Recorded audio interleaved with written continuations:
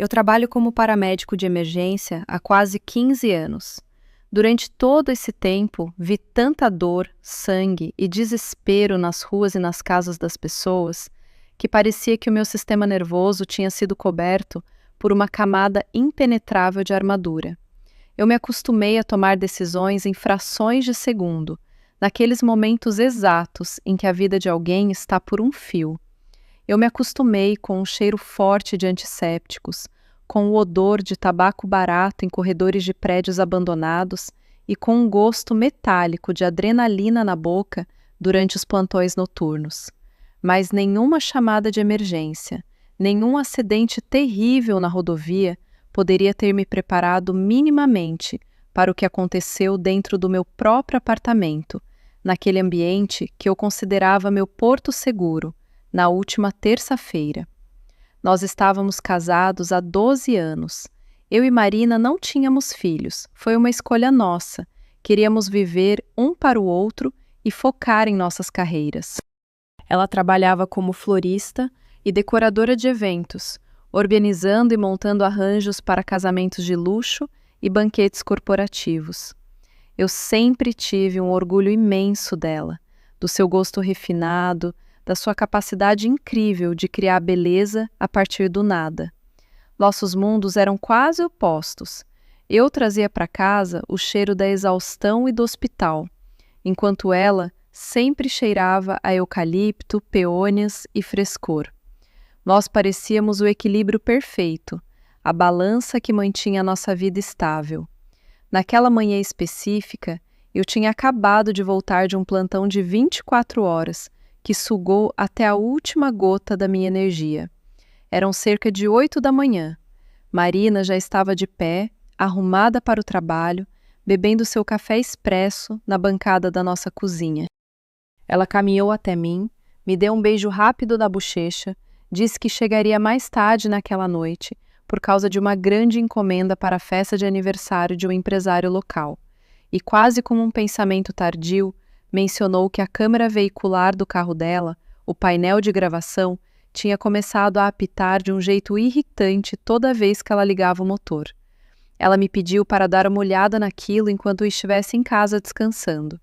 Eu apenas acenei com a cabeça, concordando, enquanto lutava para tirar as minhas pesadas botas de trabalho. Fui para o banheiro, tomei um banho demorado, tentando lavar de mim a dor e o suor dos outros. Fiz uma xícara de chá preto bem forte e desci até a garagem do prédio, onde o carro dela estava estacionado. Minha única intenção era formatar o cartão de memória. Eu imaginei que ele estivesse apenas lotado de arquivos corrompidos ou vídeos bloqueados que a câmera salva automaticamente quando o carro passa por algum buraco na rua. Pessoal, vou interromper por um segundo. Escrevam nos comentários de qual cidade ou estado vocês estão ouvindo isso. Sempre tive curiosidade de saber até onde essas histórias chegam e onde os meus ouvintes estão. E agora, vamos continuar. Eu tirei o pequeno cartão de memória da câmera, tranquei o carro, subi de volta para o apartamento, inseri o cartão no leitor do meu laptop antigo e abri a pasta com os arquivos de vídeo. Eu estava literalmente com o cursor do mouse em cima da opção de formatar, pronto para apagar tudo, quando meu olhar foi atraído para um arquivo com um tamanho estranho. Ele tinha sido gravado às 2 da manhã, de 3 dias atrás, em um sábado, exatamente no sábado em que Marina me ligou dizendo que estava exausta e que ficaria dormindo na casa da sua melhor amiga, Helena, depois de passar o dia inteiro montando decorações em uma chácara longe da cidade. Eu dei um duplo clique no arquivo. A tela do meu computador mostrou uma imagem escura de um estacionamento. O carro estava parado. O motor parecia desligado, mas a câmera continuava gravando graças à bateria interna. A imagem mostrava apenas um capô vazio e alguns arbustos mal iluminados por um poste de luz amarelo e fraco. Mas o detalhe que me destruiu é que a câmera dela também grava o áudio de dentro da cabine do carro. A primeira coisa que eu ouvi foi uma risada, a risada da minha esposa. Aquele mesmo riso baixo, gutural, que ela costumava guardar exclusivamente para os nossos momentos mais íntimos no quarto, e logo depois eu ouvi a voz de um homem. Ele dizia, com uma respiração pesada, que estava cansado de se esconder em carros, que o cheiro do pescoço dela o deixava completamente louco. Eu fiquei ali sentado, paralisado na cadeira da minha própria cozinha, olhando para a imagem daqueles arbustos na tela e ouvindo a minha vida inteira desmoronar. Os sons que vieram logo em seguida não deixaram o menor espaço para dúvidas, interpretações ou negação. Aquilo não era um flerte leve. Aquilo não era um erro de uma noite. Era paixão barulhenta, ávida, ritmada e perfeitamente sincronizada, de duas pessoas que conhecem a anatomia um do outro de forma profunda e rotineira. O meu coração não disparou de imediato, pelo contrário, ele pareceu parar de bater. Eu senti aquele exato frio glacial que eu vejo tomar conta dos meus pacientes quando eles estão entrando em choque hipovolêmico por perda massiva de sangue. O meu cérebro, treinado em medicina, começou a diagnosticar as mudanças fisiológicas que ocorriam no meu próprio corpo em tempo real. Minha respiração ficou curta e superficial. Minha visão periférica escureceu, formando um túnel, focado apenas na tela do computador, e um zumbido agudo e constante tomou conta dos meus ouvidos. Eu escutei a gravação por 40 longos minutos. 40 minutos ininterruptos de gemidos, sussurros molhados, movimentos no banco de couro e confissões repulsivas. Ele a chamava de sua garota. Ela respondia, com a voz embargada, que quando estava comigo ela apenas existia no piloto automático, mas que com ele ela sentia que estava vivendo de verdade, que o sangue fervia. Eu não dei um grito, eu não soquei a parede nem quebrei o laptop ao meio. O meu treinamento assumiu o controle. De forma fria e metódica, eu criei uma pasta oculta no meu disco rígido e copiei absolutamente todos os arquivos daquele cartão de memória. Em seguida, eu abri o registro de dados do GPS, já que a câmera também salvava as coordenadas de onde o veículo esteve. Eu passei as 10 horas seguintes sentado na mesma posição, sem comer e sem beber água, cruzando as datas, os horários e as localizações com o histórico de mensagens que eu e ela trocamos do WhatsApp. Cada vez que ela me enviava uma mensagem dizendo que estava morrendo de dor nas costas e que ia capotar na cama de um hotel depois de um evento, o carro dela estava, na verdade, estacionado no pátio de diversos motéis baratos e discretos na periferia da cidade ou em cidades vizinhas. O homem se chamava Igor. Eu juntei as peças a partir dos diálogos na gravação. Ele era o principal fornecedor de flores exóticas para a agência onde ela trabalhava. O rosto dele veio à minha mente quase instantaneamente. Um sujeito alto, que sempre cheirava perfume importado, usava terno sob medida e tinha um sorriso arrogante. Ele tinha uma esposa e um filho pequeno. Eu me lembrava vagamente de ter sido apresentado a eles durante uma festa de fim de ano da agência. Atualização 1. Eu fiquei sem pregar os olhos por 48 horas seguidas. Quando fui para o meu próximo plantão, meus colegas da ambulância perguntaram se eu estava com alguma virose, porque a cor do meu rosto era de um cadáver e meus olhos estavam fundos. Mas dentro de mim não havia nenhuma doença física. Dentro de mim, uma máquina fria e impecável havia começado a operar. Eu não tinha a menor intenção de fazer um escândalo no meio da rua, de gritar ou de quebrar pratos na cozinha. No meu trabalho, eu salvo vidas seguindo protocolos rígidos. Para destruir uma vida, eu decidi que também seguiria um protocolo. Fui até o meu supervisor e pedi uma semana de folga, usando o banco de horas e alegando uma estafa mental severa. Marina não notou absolutamente nada de diferente em mim.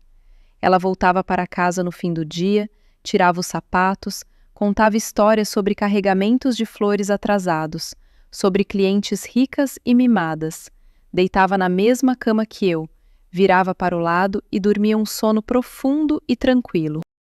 Eu ficava deitado centímetros de distância dela, no escuro, escutando o som da respiração dela e sentindo um enjoo físico tão forte que minha garganta queimava.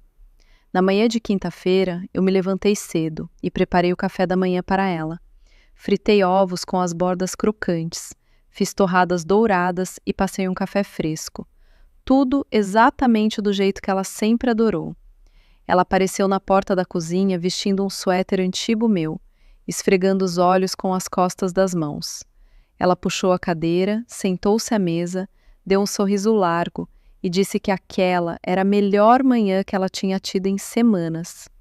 Eu não sorri de volta. Eu caminhei em silêncio até a mesa e coloquei o prato na frente dela. Então, eu tirei meu telefone do bolso e o coloquei bem no centro da mesa, ao lado da xícara de café.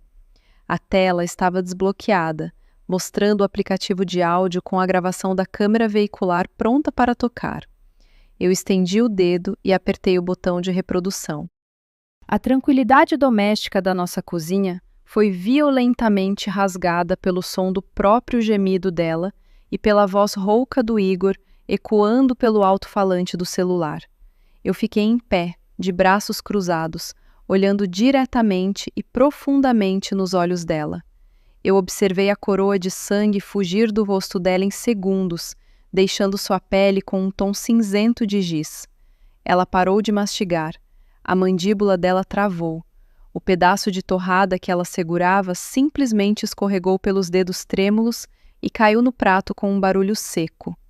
Ela abriu a boca, tentando desesperadamente articular alguma palavra, formar alguma frase, mas tudo o que saiu de sua garganta foi um som estrangulado, um chiado de desespero. Eu deixei o áudio rodar um pouco mais e depois apertei pausar. Apoiando as duas mãos na mesa, inclinei meu corpo na direção dela e perguntei, com a voz mais monótona e nivelada que consegui encontrar, há quanto tempo aquilo estava acontecendo?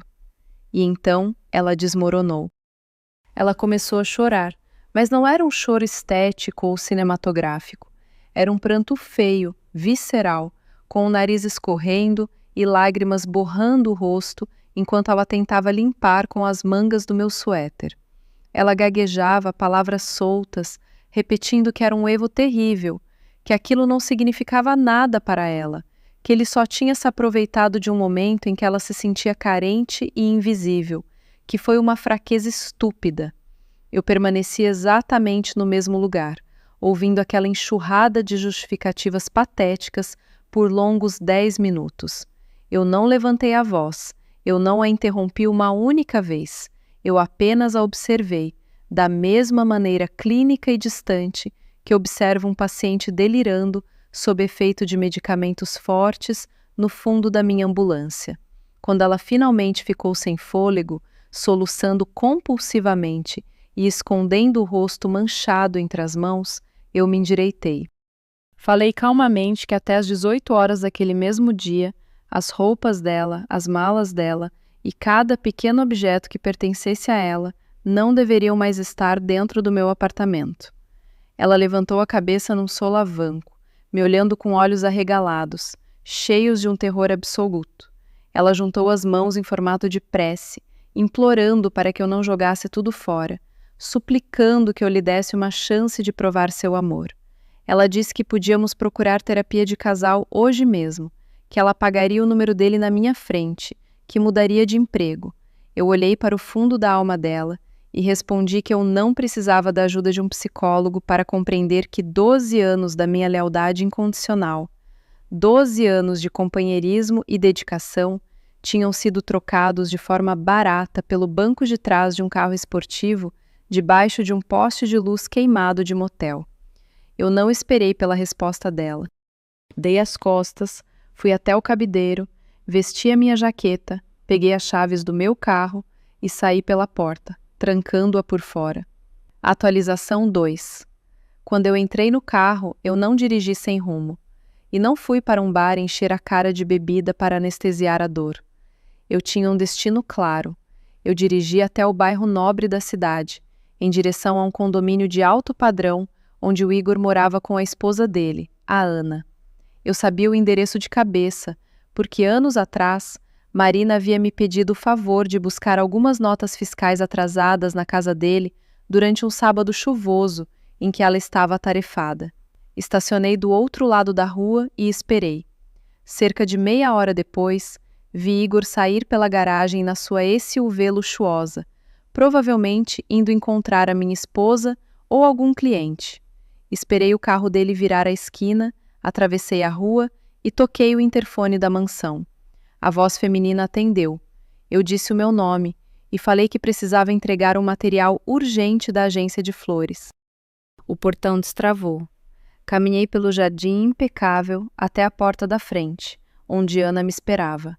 Ela era uma mulher muito bonita, com uma postura elegante, mas carregava um olhar profundo de cansaço, como se o peso do mundo estivesse em seus ombros. Eu me apresentei novamente, dessa vez dizendo a verdade. Falei que eu era o marido da Marina. Ela franziu a testa, visivelmente confusa, mas a educação dela a fez me convidar para entrar. Nós nos sentamos nos sofás brancos da sua imensa sala de estar, com paredes de vidro. Eu não fiz rodeios, não preparei o terreno.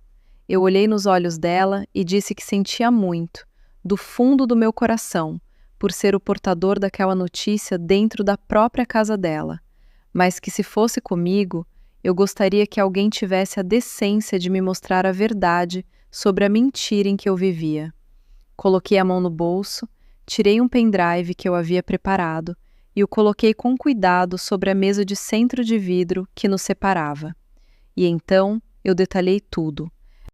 Eu contei sobre a descoberta, sobre os horários, sobre as desculpas. Eu tirei da minha mochila um envelope pardo, com as impressões dos mapas de GPS cruzadas com os extratos de tempo. Por fim, pedi licença, peguei o pendrive, conectei no meu celular com um adaptador e coloquei a mesma gravação de áudio para tocar. A reação de Ana foi completamente diferente da de Marina. Ela não derramou uma única lágrima. Ela ouviu as vozes, a respiração do marido com a minha mulher. A pele do rosto dela também perdeu a cor.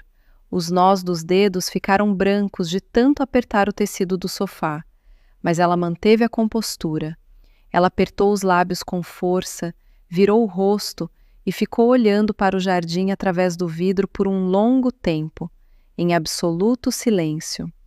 O silêncio era tão pesado que eu conseguia ouvir o tic-tac do relógio na parede. Quando ela finalmente virou o rosto para mim, a voz dela era gélida, cortante. Ela me agradeceu. Ela disse muito obrigada de uma forma que me deu calafrios. Durante a nossa conversa que se seguiu, descobri a peça que faltava no quebra-cabeça.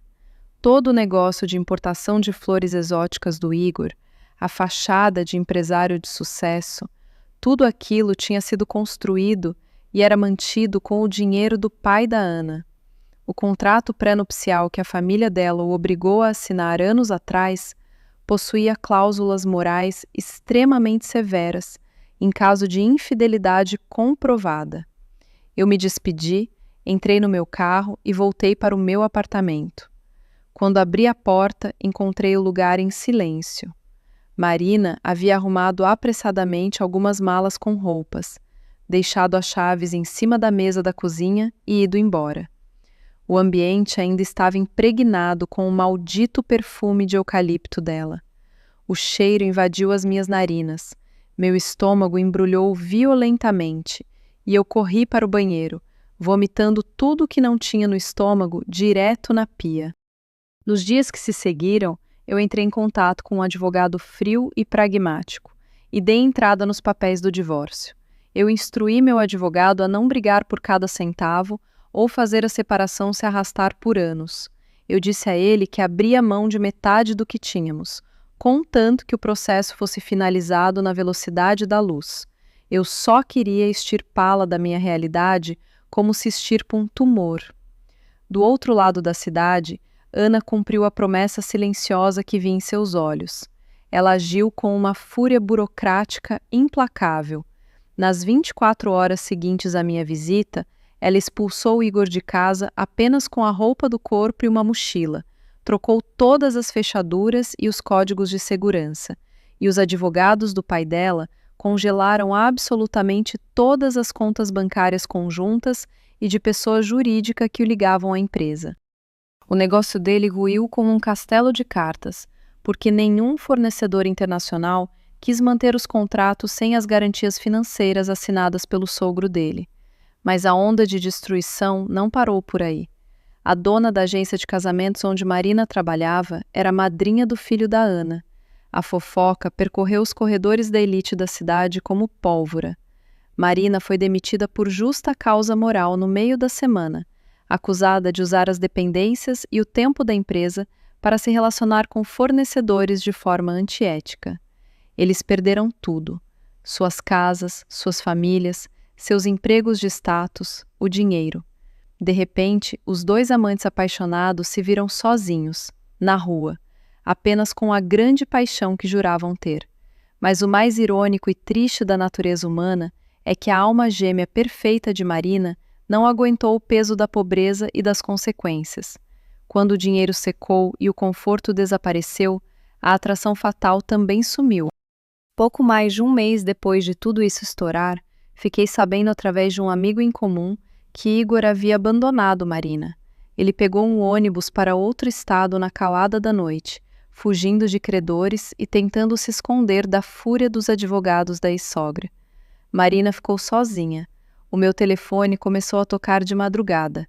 Ela me mandava textos gigantescos pelo aplicativo de mensagens, descrevendo o buraco negro em que a vida dela havia se transformado. Ela contava que estava morando em um quarto alugado minúsculo e úmido, nos fundos de uma casa velha, que tinha que contar moedas para comprar comida e que todos os dias, quando acordava, sentia nojo de si mesma pelo que havia jogado fora. Eu lia as primeiras linhas das notificações do celular e simplesmente deslizava o dedo, apagando a conversa sem nunca responder, sem nunca deixar que ela visse que eu tinha visualizado. Hoje faz exatamente 1 ano e 2 meses desde aquele dia.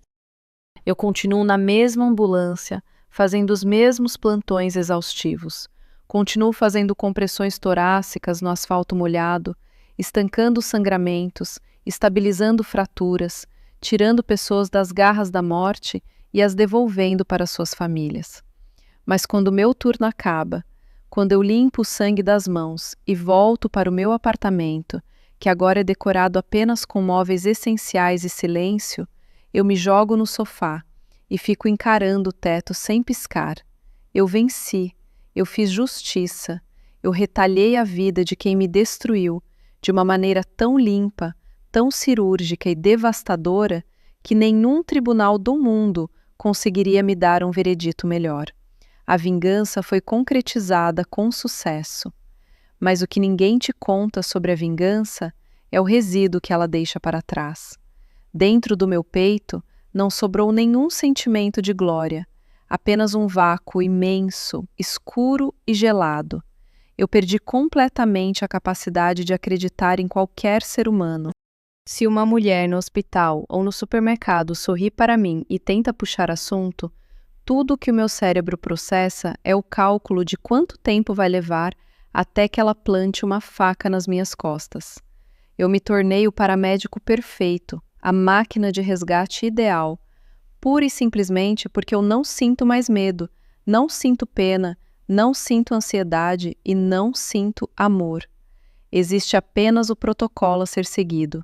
E no fundo, eu realmente não sei quanto tempo um ser humano consegue continuar respirando enquanto vive dessa forma. Essa é a história, pessoal. Escrevam nos comentários o que vocês fariam se estivessem no lugar do protagonista. Vocês acham que a vingança que ele planejou e executou foi fria e cruel demais? Ou ela foi absolutamente merecida, dadas as circunstâncias e a traição? Quero ler as opiniões de vocês. E, por favor, não se esqueçam de se inscrever no canal e ativar as notificações para não perderem os próximos vídeos e as próximas histórias.